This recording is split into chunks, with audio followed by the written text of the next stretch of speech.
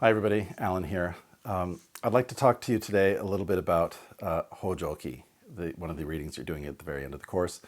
And I want to give you some context to help you understand that text and say a little bit about genre and also give you a sense of why this text is important in Japan and what kinds of insights about Japan that you can get from that.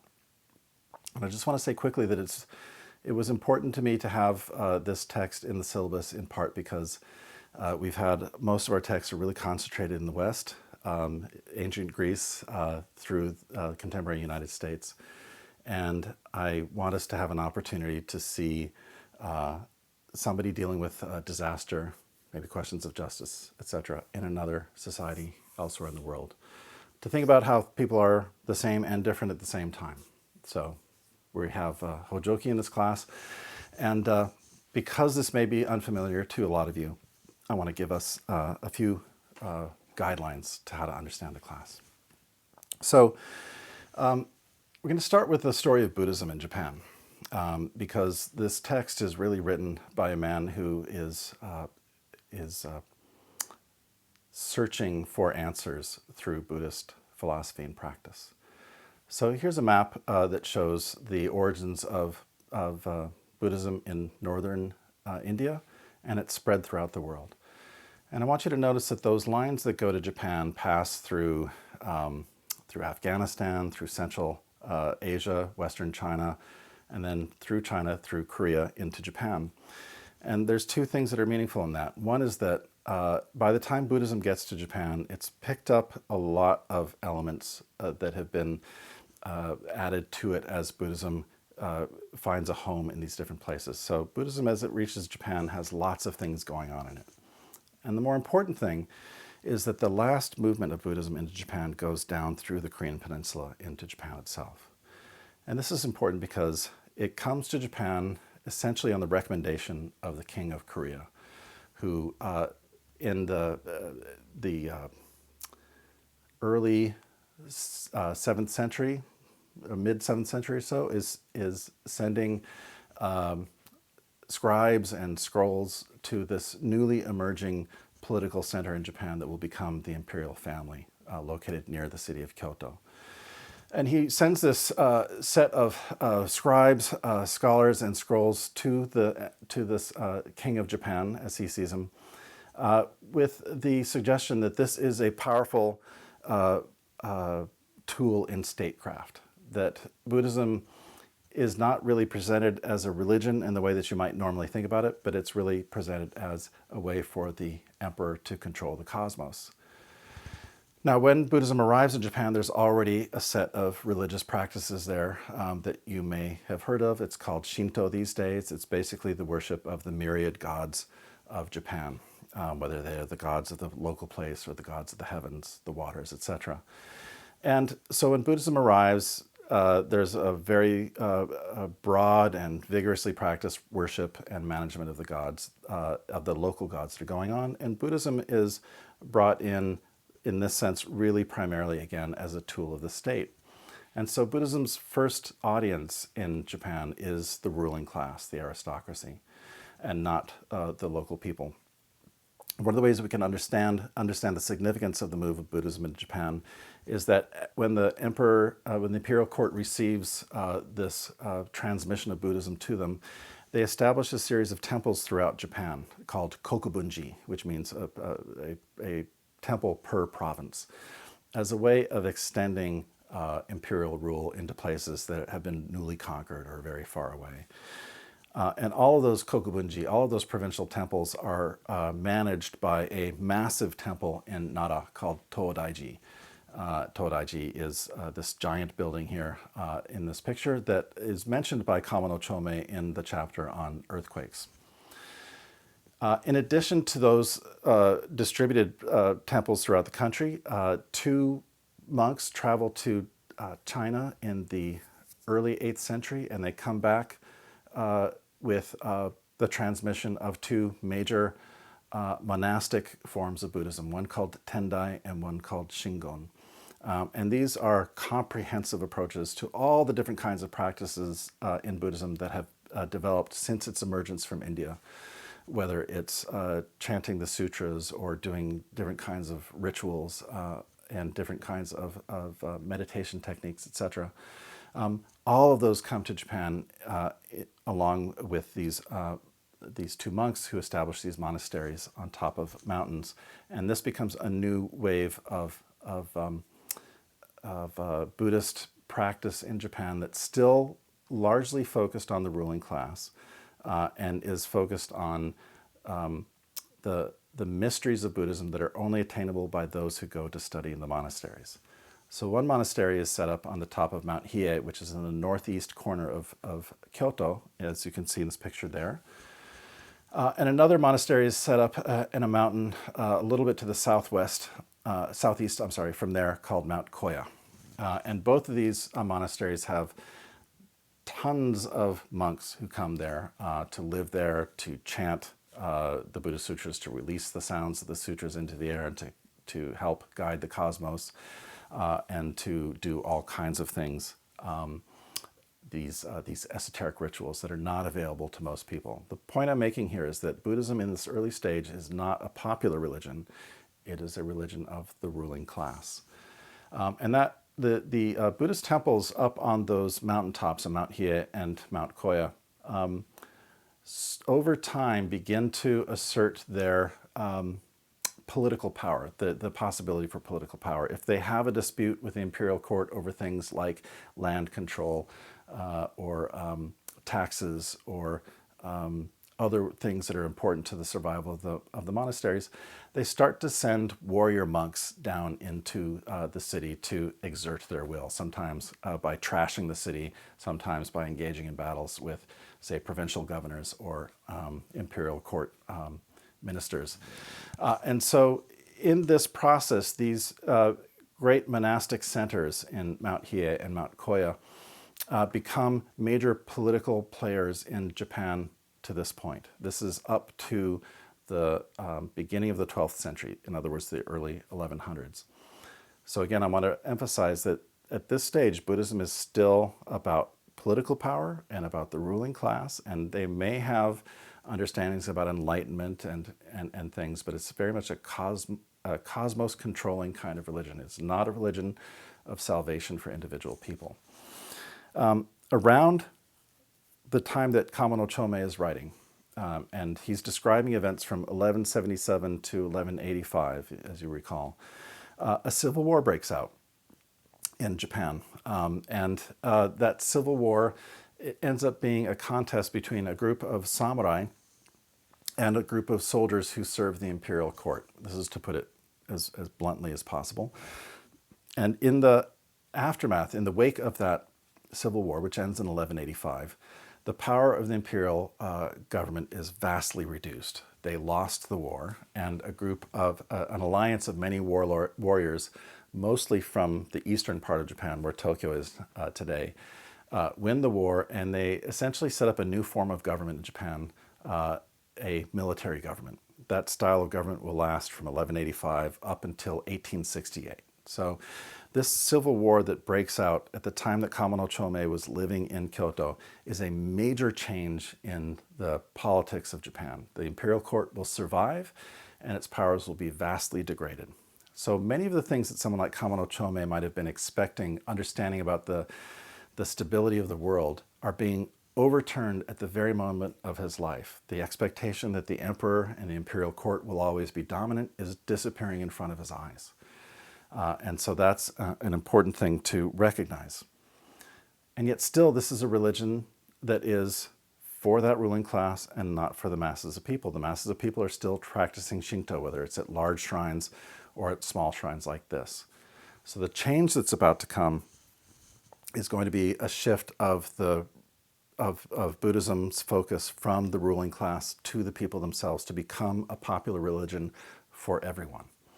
So in order to understand that change, I want to give you a couple basic ideas about Buddhism's premises. So in this triangle here, we have what the Buddhists call the three marks of existence. These are the three realities that everybody has to grapple with when they come to study Buddhism. So we can start at any point in this triangle, but we'll start at the top with the notion of impermanence. So here the notion is that everything is impermanent. Everyone dies, everything disintegrates. There is no long-term continuity in anything. Everything will come to an end. Given that, the next premise, it's in the lower left-hand corner, is suffering. Because if everything is impermanent, then that means that everything you love will die and you will suffer from the loss, whether that is people or things or even ideas, right? And so human existence is impermanent. It is characterized by suffering. And then the third corner, which is emptiness, refers to the fact that because everything changes all the time, there is no permanent essence of anything, of you, of the people you know, of systems of government, of objects themselves. If there is no permanent essence, then at the heart of everything is nothing. It's a nothingness, right? So emptiness is going to be the ultimate philosophical notion that those who are grappling with suffering and impermanence are going to have to come to understand that nothing has an essence, and therefore we're going to have to deal with things in other ways. Now, this is compounded by the fact that they believe in reincarnation, which means that you're born, you die, and you get born again. And in Buddhism, of course, what happens is you are born, you live, and while you live, you do good deeds and you do bad deeds, and those different good and bad deeds end up sort of into a ledger of your life, of your morals, and you know your karma, which is something that is impersonal. It's not there's no king of hell judging you necessarily in this kind of thing, right? Or nobody at the gates, the pearly gates, like St. Peter. But karma will determine how you're going to enter the next life that you're born into. So if you have good karma, you get to come back as a human being, because human beings are obviously at the top of all of existence. And if you're a bad person, you might come back as a slug or a cockroach or something like that. And so the goal is to, at the very least, come back as a human being, because only human beings have any chance of understanding the reality of the world, the impermanence, the suffering, and the emptiness. And the goal, of course, in Buddhism is to break this cycle, because if every time you're born, you live and you suffer, you die, you get reborn, you live and suffer again, then the goal is to come to some way of breaking out of that, those chains of existence is one of the ways they call it, and to find a state of being where you live in, you exist, and to be honest, you exist and non-exist. It's a state of non-being and being at the same time called nirvana. But in essence, you are outside of that whole circle of life and death, because you have come to an enlightened understanding of the nature of the world. And because of that understanding, you're able to get out of it. Okay, so that's the goal of all of that. So there are lots of ways that that people who have preached Buddhism, whether it's at the state or whether it's to the people, have tried to convey this this idea. There's a genre of painting that goes way back that is about the decomposition of bodies, and it begins usually, as in the slide in the upper left corner, with a picture of somebody who is beautiful and vital. And that's the state of somebody that we want to hold on to. But the truth is, as we see in the next panel, that they're going to get sick and ultimately die. And then the third panel on the upper right, you see the corpse of that person now abandoned in a field. And you might think that would be good enough. We get the message, they live, they die, and they go away. But this genre of painting usually follows the decomposition of the body all the way to its disappearance, to really emphasize that the end of our life is emptiness, right? That you will come to nothing. Now, if karma is there, some kind of you will come back again in the next life without any memory of what came before. But ultimately, they're trying to break our attachment to our existence. Because ultimately, of all the attachments, all the things that you love in the world, the thing that you are attached to the most is your own existence. So the big picture that Buddhism is trying to get to is to a place where you can release your own attachment to your existence. And once you've done that, it's not that you're going to die. This is not a suicide pact or anything like that. You're just going to be able to live in a state of composure, that the impermanence, the emptiness of the world is not going to drag you down. You will be able to understand everything as valuable in its moment of existence. Around the time of Kamo no Chômei's birth, in the late 1100s, early 1200s, Buddhism changes dramatically. And the changes that happen now will never be replicated. There will be no other moment that is as fundamental in its changes. And that is that a number of monks emerge from the monastic system and begin to preach to the masses of Japan a way for them to get salvation. They break away from the notion that that Buddhism is mysterious, esoteric knowledge that is only for the use of the ruling class or the state. They preach to the lowest of the low, and the goal is for salvation. And so what they're doing is they're taking a bunch of things that had been practiced in those monasteries, and they're pulling individual things out, and they're focusing on that one kind of thing. And in the left-hand side, we have two preachers, Honen and Shinran, who emerge from the monasteries and say, in these late years in which we live so far away from the Buddha, we are no longer capable of saving ourselves. Our understanding of what the Buddha taught is insufficient. The society in which we live is too degraded to be able to support any kind of personal enlightenment. But fortunately, there's a bodhisattva named Amida who made a compassionate vow to save all sentient beings who call on him. And so they go to the people of Japan and they say, you too can have salvation if you just call on Amida Buddha to save you. So now what we have here is a very simple version, and a version that's focused on the salvation of the individual. And just as an aside here, what's going on here is not unlike what happened in Europe. The Catholic Church mediates the relationship of people to God, and then Martin Luther, in inaugurating the Protestant Reformation, announces that, in fact, the church is corrupt, and what we need to have is for individuals to have a relationship with God that's only mediated by the Bible, which is the Word of God. So when these preachers, Honen and Shinran, come out of the monasteries and say, you don't need all of that trappings, all you know how to do is say, Namu Amida Butsu, and you will be taken out of this cycle of birth and death and be brought to the Pure Land where Amida Buddha will save you. You can see that in this image here. The Buddha is coming out of the West, and then he takes you to this particular paradise. Another group of people, these two monks, Eisai and Dogen, also come out of the monastic system. The two of them actually also go to China, and they come back and they extract from the monastic form of Buddhism a simple practice of meditation, sitting in meditation, as you can see in this image with this monk. And with the practice of meditation, just sitting and meditating and working on through riddles and contradictory stories like koan, the notion is that you can break your attachment to the world. It's a much harder religion than Pure Land because there's a lot of work that you have to do. But the point here is that it's, again, it's focused on individual salvation, and it's a reduction of the complexity of the older forms of Buddhism to simple practices of meditation and whatnot. And one of the other things that you can see that arises from this Zen practice is the famous gardens of Japan, those rock gardens with lots of sand here. This is the most famous one at a place called Ryoanji.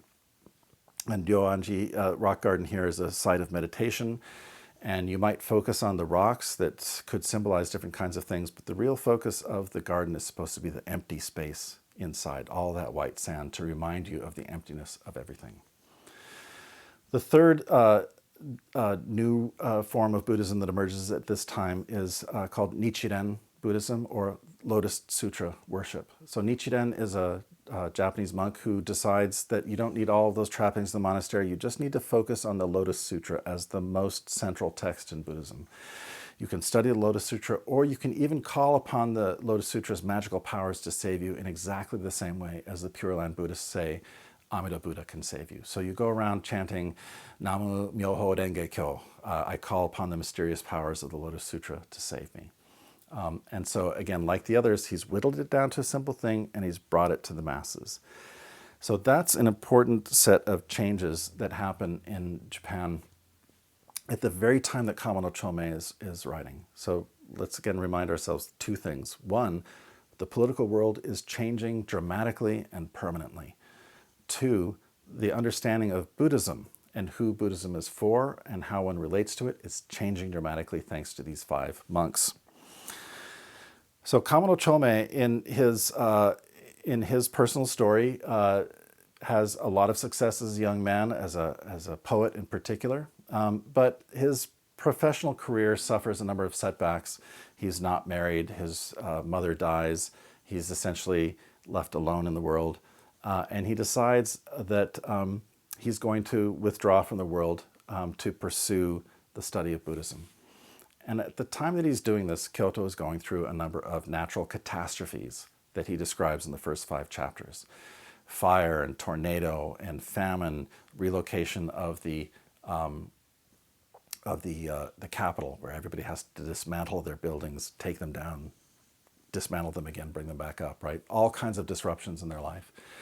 And he describes these disruptions as, and keeps coming to the understanding, reinforced with every catastrophe, that life is impermanent. Everything around us is impermanent. He's going to have to figure out how to live with that. And so he decides to construct this 10-foot square hut, live up in the mountains, and devote himself to a new way of relating to the world.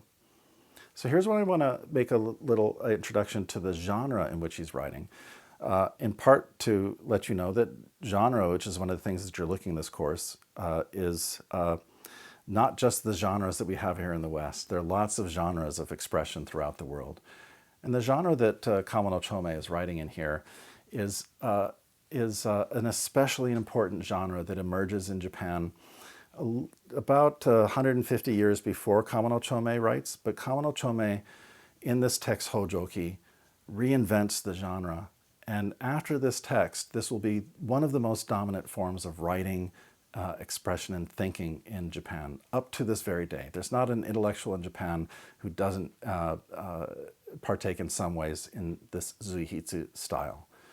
So what is Zuihitsu style? Well, Zuihitsu literally means following the brush. So you can imagine that it's meant to be a kind of sort of like the free writes that you're doing in class right now. You're writing to see where your thoughts go. And so one of the characteristics of Zuihitsu is that it's understood to be a process of discovery. You don't start out the writing process knowing exactly what your argument's going to be or where you want it to go. You start off instead by putting yourself in a situation to respond to stimuli, whether it's external environment or objects or whatnot. You can see here in this picture a bunch of fish on this piece of paper, and this is an example of a Zuihitsu essay, which is done more in poetic form, right? So responsiveness to the outside stimuli. You understand that world to be full of juxtapositions and fragments and randomness, and you're trying to work through all that stuff to see what you can discover about yourself or to discover about the world. So it is not like an academic argument that we make in the West where you sort of build your argument on tops of blocks methodically to reach a preset destination. It's a lot more like taking a walk in the woods with somebody and commenting on and thinking about the things that you're seeing along the way and seeing if those comments can accumulate to something. There are 3 masters of this. Kamo Chômei is recognized in Japan as one of the 3 greats.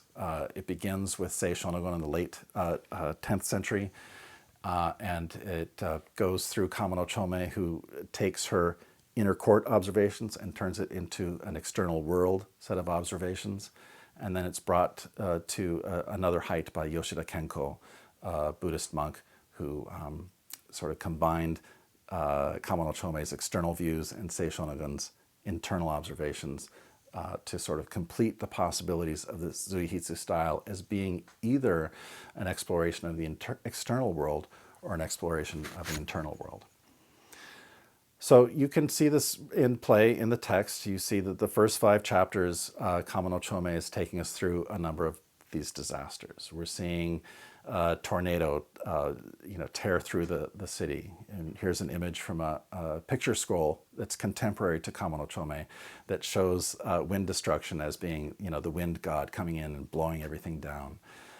He talks about a big part of the city burning down, and you can see this depiction here in this slide what a fire felt like to people at the time, the large scale of conflagration. Remember, the city is built entirely out of wood.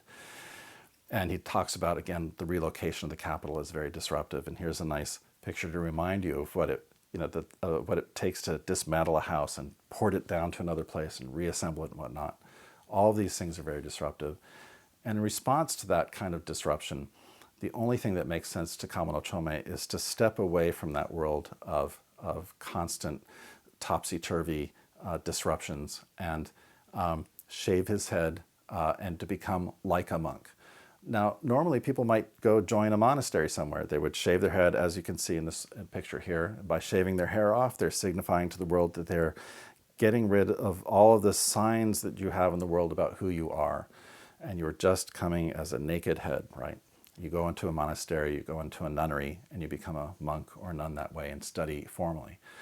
Kamo no Chômei does the shaving of the head part, which signifies his separation from the world, but instead he goes into this small hut that he builds up in the mountains and begins his own process of exploration of Buddhist themes through this style of writing called Zuihitsu.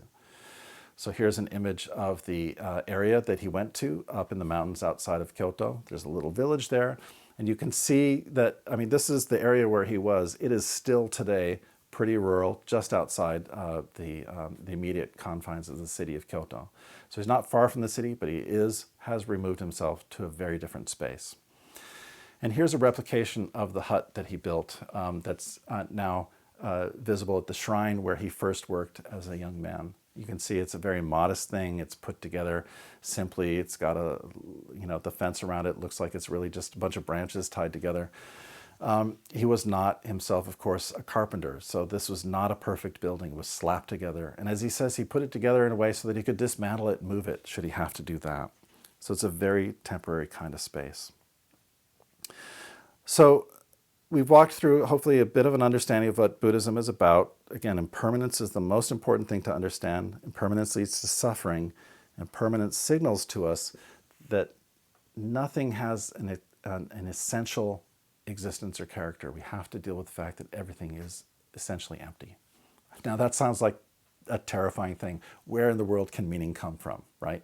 If everything is empty, this sounds like nihilism.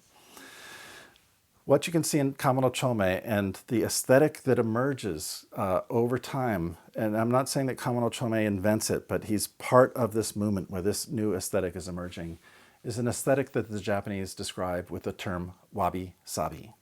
So wabi comes from the verb wabiru, which means to be lonely, and sabi comes from the verb sabiru, which means to rust or decay. And so the wabi-sabi aesthetic is an aesthetic that appreciates rusticity, imperfection, impermanence, decay, etc. So here, for example, is a raku bowl. It's a piece of pottery that is made by a tea master. And you look at this and you might think to yourself, I could have made this in 6th grade. The lip is uneven and there's dents in the side here. It looks like it's a lot of imperfections. And that's precisely the point. It's an imperfect bowl, and that imperfection reminds you of impermanence and therefore manages to communicate perfectly the emptiness of existence. And so, ironically, the imperfection becomes the perfect expression of a deep philosophical idea about the existence of the world. You can see that in ink paintings, which become very associated with Zen temples in particular, where with simple strokes, a couple different dashes of ink onto the piece of paper, you represent imperfectly different elements of nature. Here on the left, a bird on a branch that is, you can tell it's a bird, it's not a perfect bird. And you also get the sense that that bird could fly away at any moment. Or on the right-hand side, you see that landscape that could disappear into the mist at any moment. It doesn't seem to have substance to it. Or in this painting, these two paintings, the crane on the right is drawn with these bold marks of ink, and yet in the center of it is a bunch of empty white space. So again, the reminder of emptiness that comes from the encounter with something that is unfinished or imperfect is part of the depth of this aesthetic. You can see in the picture of the dragon on the right-hand side here, again, there's splotches of paint, of ink everywhere. parts of the dragon sort of disappear into nothingness and whatnot. This is very different, in other words, from that super realist style of painting representation that's going on in Europe at the same time. You can see in the style of these paintings and understanding its relationship to Buddhism, how these paintings are being driven by a different kind of, yet very similarly profound understanding of the nature of the world. And then finally, we have here an example of a tea house. And Japan is, of course, famous for its tea ceremony. And you can see in the tea house here the value of rusticity. This does not look like a rich man's place. It's a modest little place. The wood posts are kind of twisted and unstraight, and some parts of this building are used from borrowed materials from elsewhere. And the aesthetic, again, that's coming, that's being expressed in this wabi-sabi, that's coming from the embrace of impermanence as a feature of life, is one that reminds us to pay attention to the fact that things decay over time and to actually embrace that, right? And to find in the embrace of things in a state of decay, things that are imperfect, things that are unfinished, to find the ability to relate with things in the moment when they are, not attached to their permanent relationship to you, not attached to a need or desire that they continue to exist forever, but to come to a place of comfort with the impermanence of the world, and thereby feel liberated. And the Buddhists talk about this enlightenment as being freeing them from the bonds, the chains that keep them locked in the world of suffering and attachment. And that, in the end, is the point that I'd like to make about this text in relationship to the Decameron. Because in these two texts where people are responding to disasters, the Decameron, the social bonds are reaffirmed in many ways, and yet in Kamo no Chômei, it looks like he turns his back on the world. It looks like he separates from the world in a time of catastrophe. And you might think to yourself, where's the community building out of this? How does this form a society that has strong social bonds of mutual support, love, and compassion? And in the Buddhist sense, what he's doing is the difficult work of freeing himself from the attachments of suffering, right? So that he can then go to people in compassion without expectation that they're going to be permanent, that they're going to be for him, that he can appreciate them in their own moment. And the compassion that emerges from that equanimity that comes when you can embrace emptiness and impermanence is the thing that's going to form the social bonds. And so in the end, pay attention to the way that Kamo no Chômei finds comfort in beauty and in those momentary relationships with people that are profoundly in the moment and not eternal. And in that sense, I think you're going to find that Hojoki is a profound text, and certainly in Japan, it is recognized as one of the great classics of Japanese literature. You can appreciate, therefore, how this text relates to a lot of other Japanese phenomena that you might encounter over time. I hope you like the book. I love it a lot. Thanks.